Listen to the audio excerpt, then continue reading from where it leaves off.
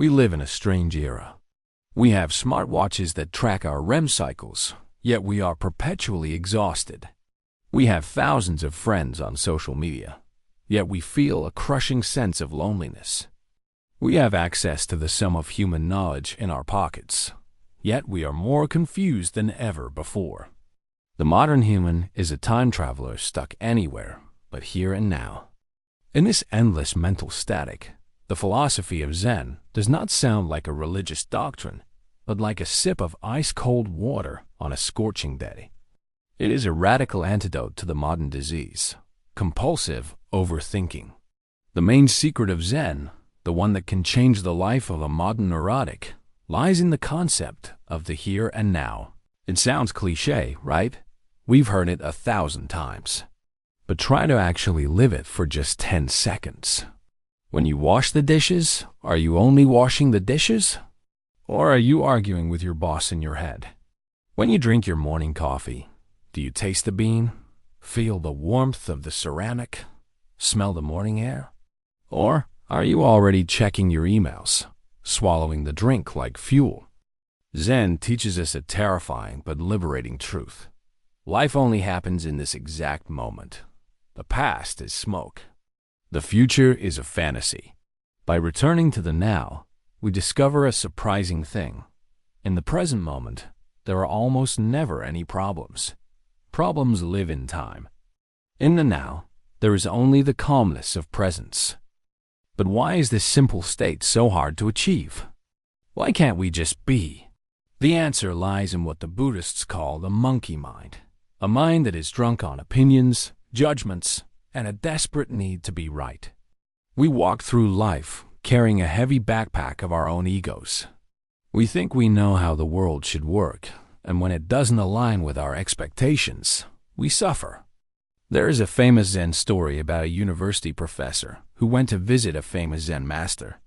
The professor wanted to learn about Zen, but as soon as he arrived, he couldn't stop talking. He talked about his degrees, his research, his theories, and his own understanding of metaphysics. He wanted to impress the master with how much he already knew. The master listened quietly and began to pour tea for his guest. He poured the tea until the cup was full, but he didn't stop. He kept pouring. The tea overflowed the cup, spilled onto the saucer, and finally onto the table. "Stop!" shouted the professor. "Can't you see the cup is full?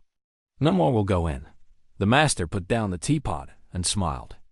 "Like this cup, you are full of your own opinions and speculations. How can I show you Zen unless you first empty your cup?"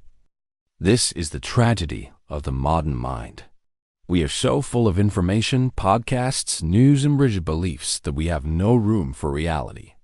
We are so busy analyzing life that we forget to experience it. To find peace, you don't need to learn more. You need to unlearn. You need to empty the cup. You need to approach this moment with Shoshin, a beginner's mind free from the arrogance of knowing everything. But perhaps the greatest gift Zen offers the modern world is the cure for perfectionism.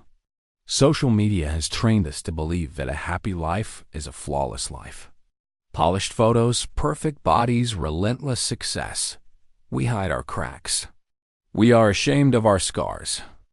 Zen embraces wabi-sabi, the beauty of things that are imperfect, impermanent, and incomplete. In traditional Japanese aesthetics, if a valuable ceramic bowl breaks, it is not thrown away. It is mended with gold lacquer. This art is called kintsugi.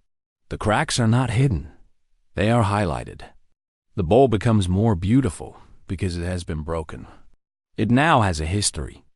Modern culture tells you, you are broken. Fix yourself. Zen tells you, you are broken. And that is where the gold goes. Your anxiety, your failures, your weirdness, these are not defects in your manufacturing. They are the cracks where the light gets in.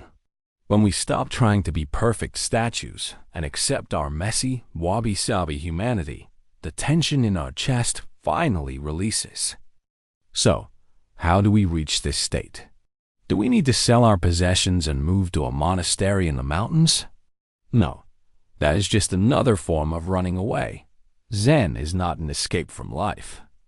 It is a deeper immersion into it. True Zen is found in the traffic jam. It is found in the crying baby at 3 a.m. It is found in the difficult email you have to write. It is the realization that this is it. There is no magical future moment where everything will be calm.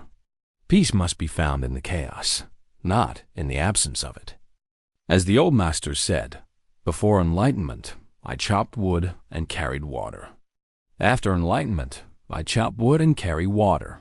On the outside, nothing changes. The bills still need to be paid. The dishes still need to be washed. But on the inside, everything changes.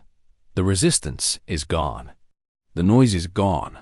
You are no longer fighting the river. You are the river. And finally, you are free.